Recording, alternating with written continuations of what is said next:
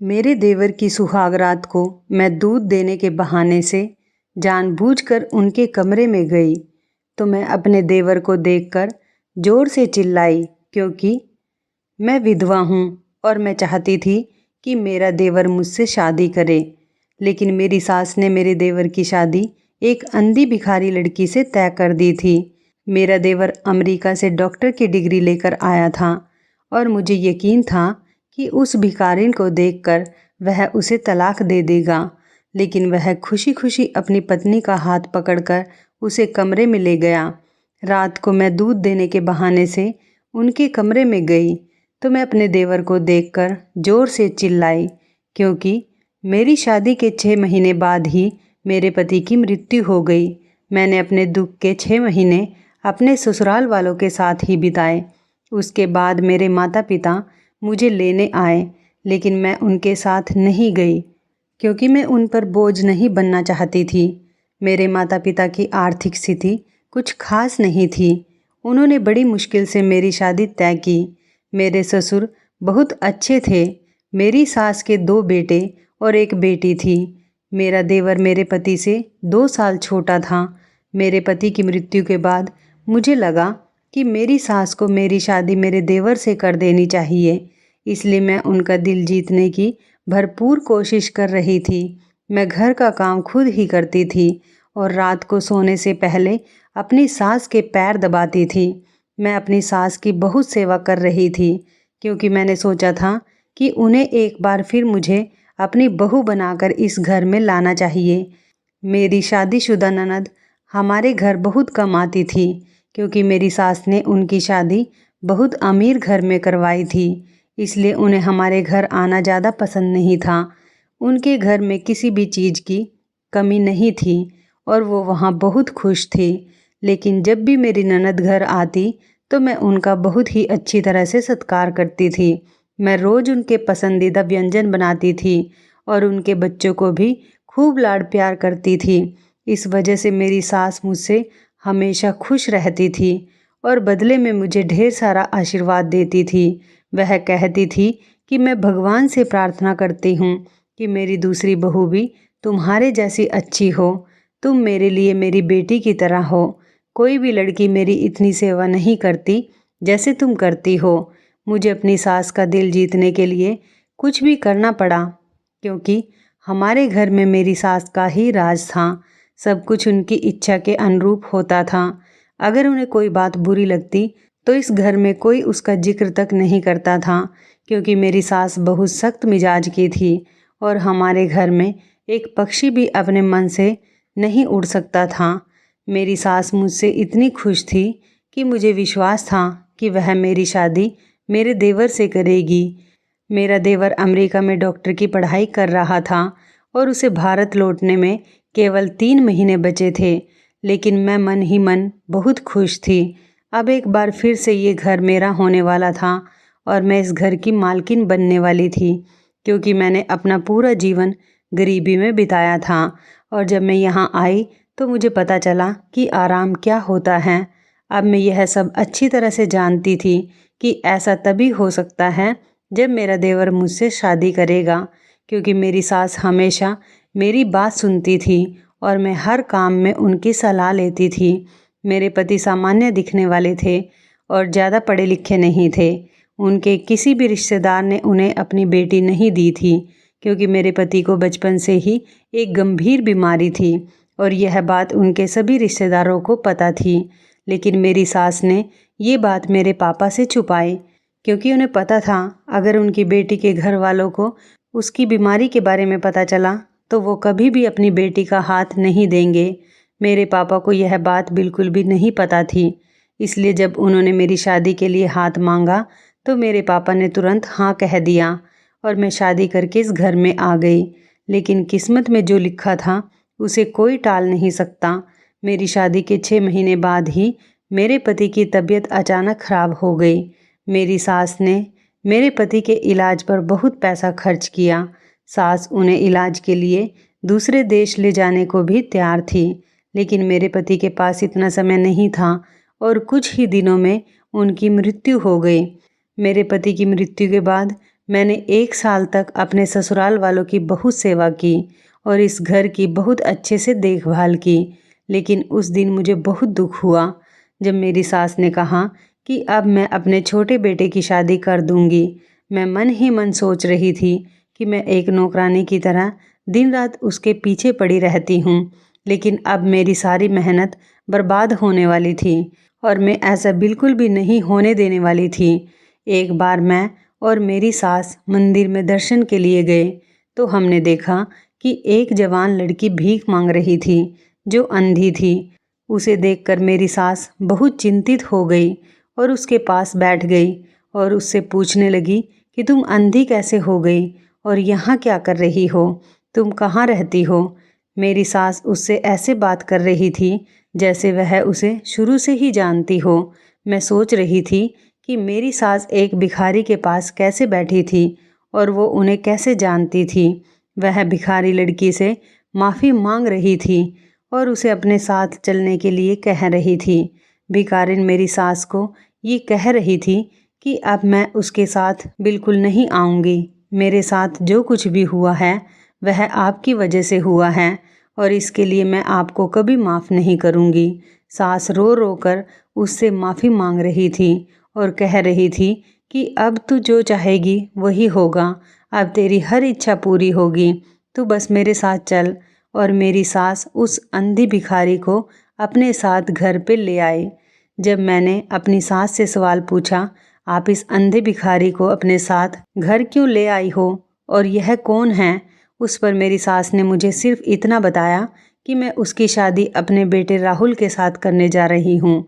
मेरी सास ने यह कहा तो मेरे पैरों तले से ज़मीन खिसक गई, क्योंकि मैंने जो भी सपना देखा था वह सब बिखरता हुआ नज़र आ रहा था। इतना कहने के बाद उन्होंने आगे कहा कि अब मुझसे इसके बारे में दोबारा कोई नहीं पूछेगा। मैं अपनी सास की इन सभी बातों से हैरान थी।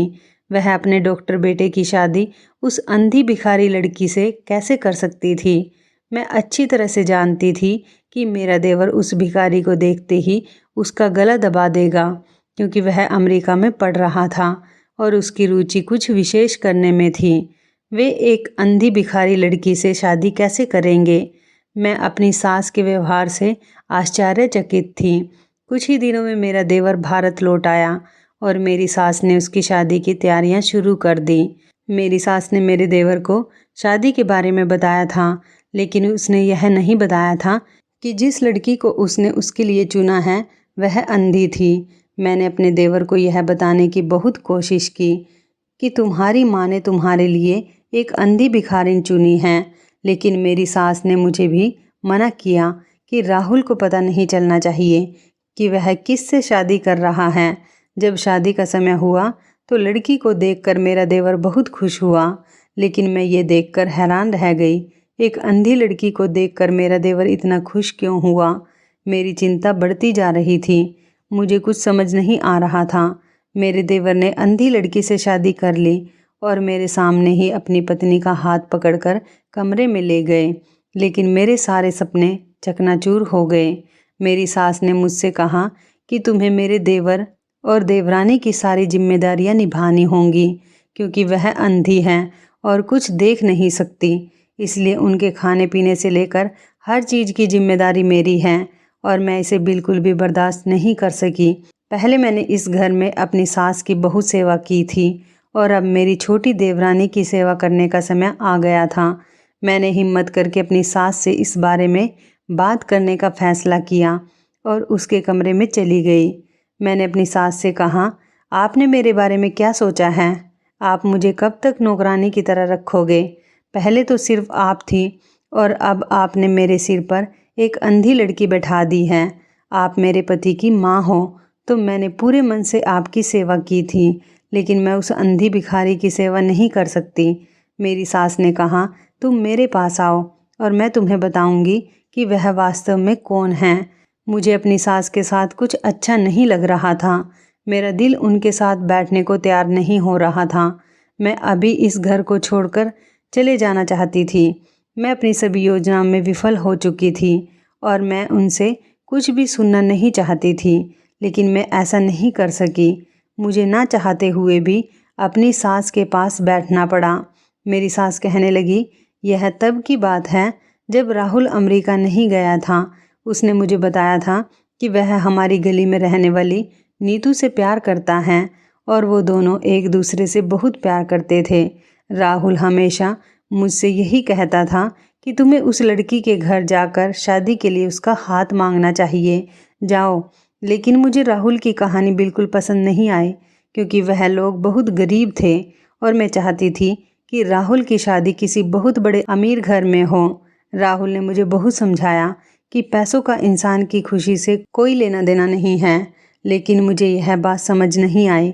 मैं लड़की के माता पिता के घर गई और उनसे कहा कि आप अपनी बेटी को समझाइए कि उसको मेरे बेटे से दूर रहना चाहिए, नहीं तो तुम्हारे साथ अच्छा नहीं होगा। मैं आप जैसे लोगों को अच्छी तरह से जानती हूँ। आपकी बेटी की नज़र मेरे बेटे के पैसों पर है, इसलिए आपकी बेटी ने मेरे बेटे को प्यार के जाल में फंसाया है।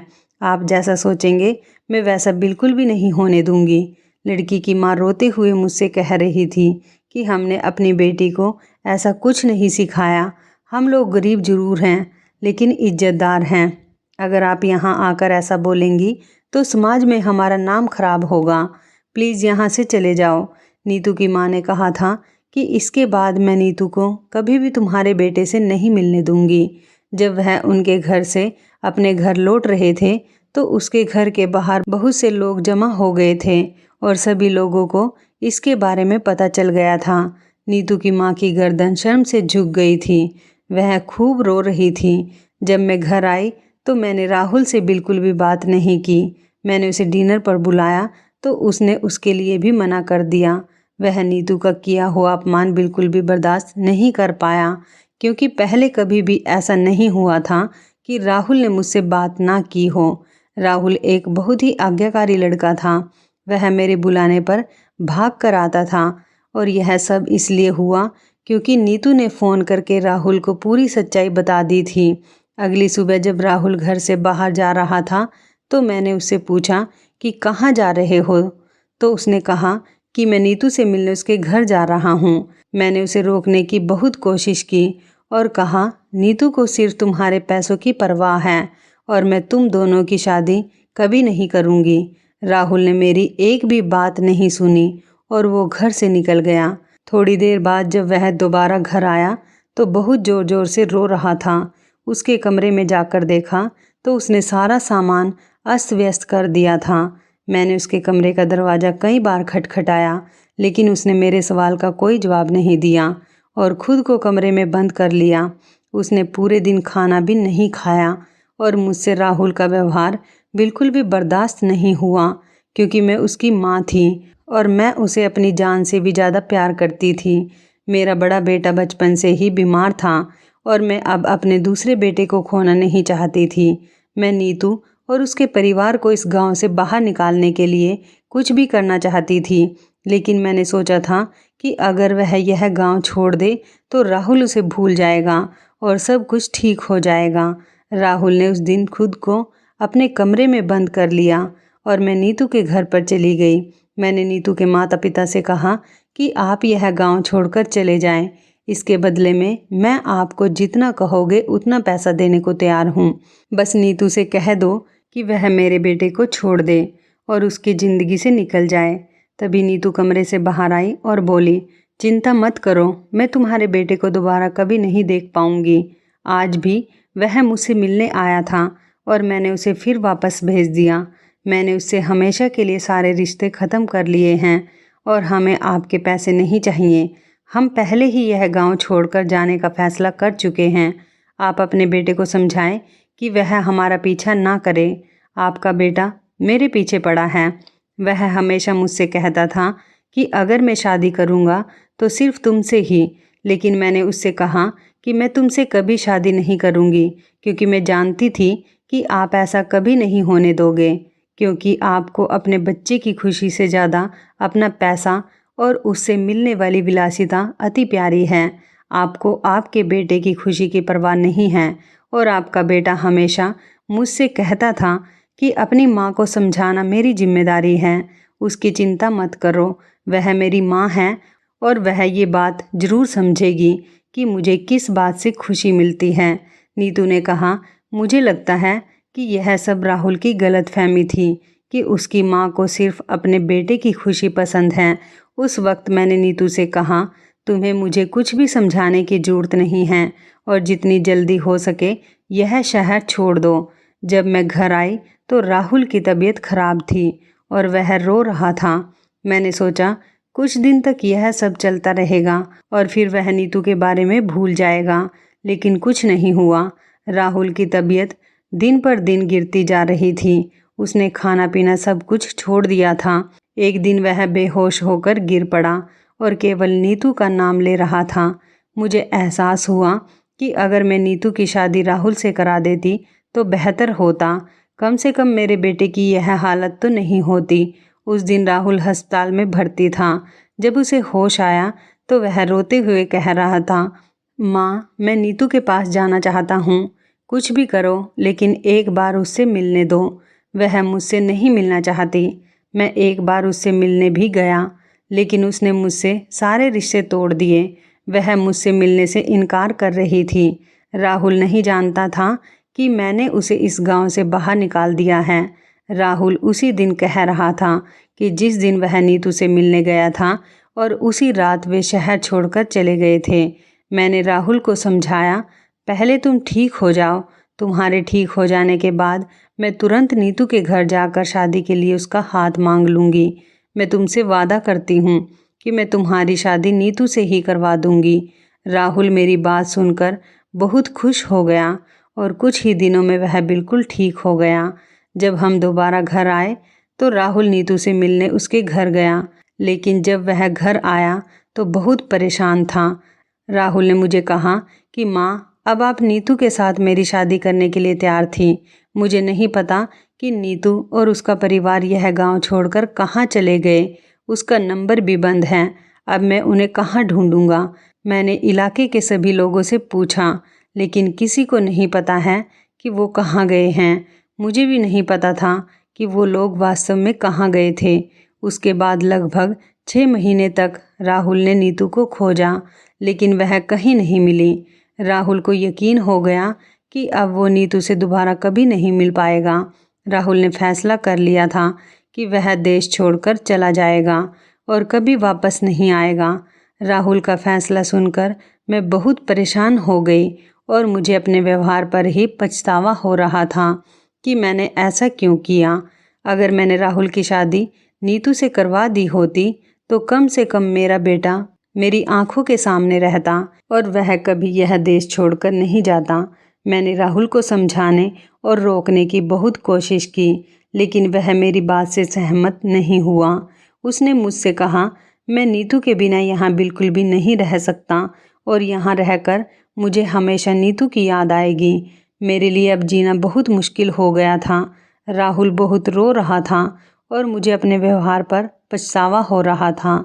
मैंने अपनी जिद के आगे अपने बेटे की ज़िंदगी बर्बाद कर दी थी।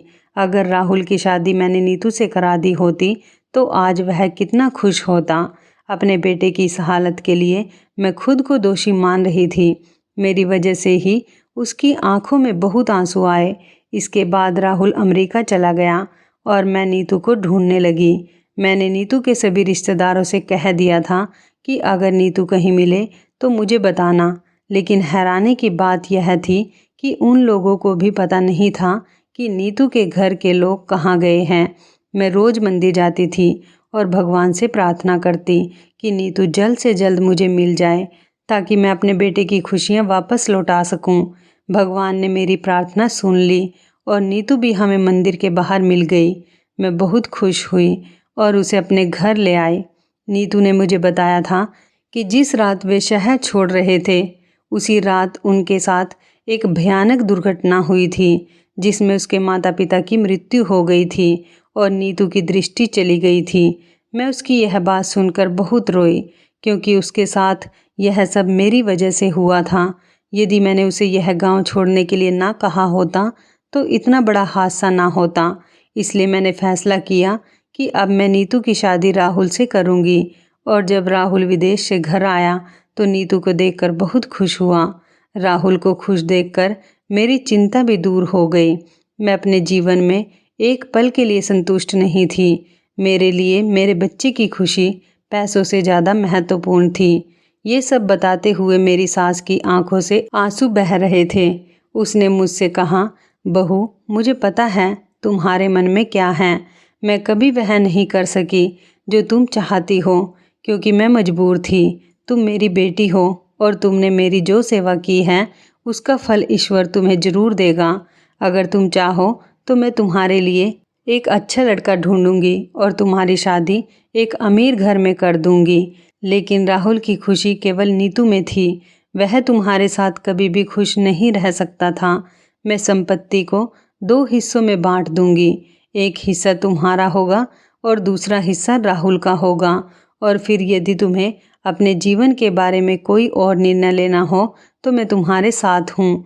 मुझे अपनी सास को यह कहते हुए सुनकर बहुत दुख हुआ कि मैं जो सोच रही थी मैं बिल्कुल गलत थी। मेरे मन में पैसों का लालच कितना बढ़ गया था। मैंने पैसों के आगे परिवार का प्यार भी नहीं देखा। अगर उन्होंने फैसला किया होता तो अपने बेटे की मौत के बाद मुझे मेरे घर भेज देते, लेकिन उन्होंने ऐसा कुछ नहीं किया। लेकिन मेरी सास ने मुझे अपने बेटे की तरह अपने पास रखा। उस समय मैंने अपनी सास से कहा कि मैं आपको छोड़कर कहीं नहीं जाऊंगी। मुझे इस घर में जितनी खुशी और संतुष्टि मिलती है उतनी कहीं नहीं मिलती। मेरी सास ने मेरी बात सुनी और मुझे गले लगाते हुए कहा, तुम मेरी बहू नहीं हो, मेरी बेटी हो। यह सुनकर मुझे बहुत खुशी हुई।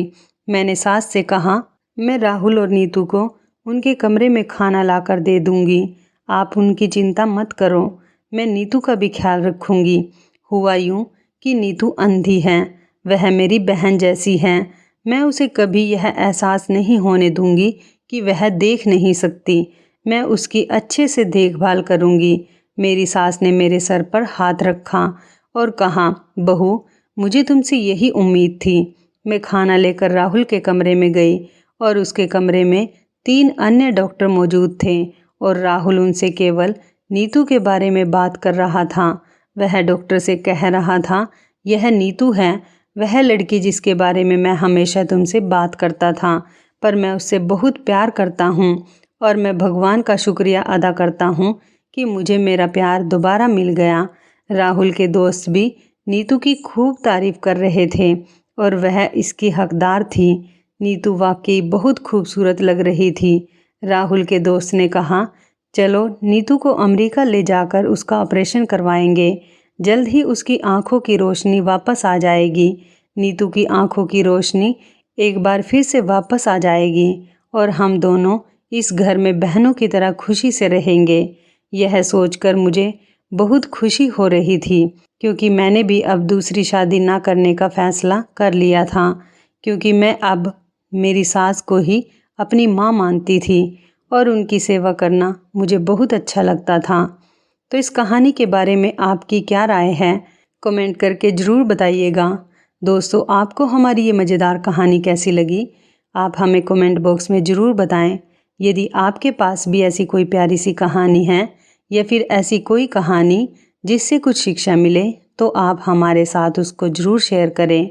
दोस्तों, यदि आपको हमारी ये वीडियो अच्छी लगे तो आप हमारी इस वीडियो को लाइक शेयर ज़रूर करें और ऐसी ही दिल को छू लेने वाली प्रेरणादायक कहानियाँ सुनने के लिए हमारे चैनल को भी सब्सक्राइब करें।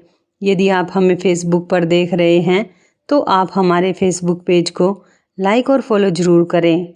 तो दोस्तों, फिर मिलते हैं ऐसी ही ज़बरदस्त कहानी या टिप्स के साथ नई वीडियो में। तब तक के लिए धन्यवाद। आप सभी अपना ख्याल रखना। आपका दिन शुभ व मंगलमय हो।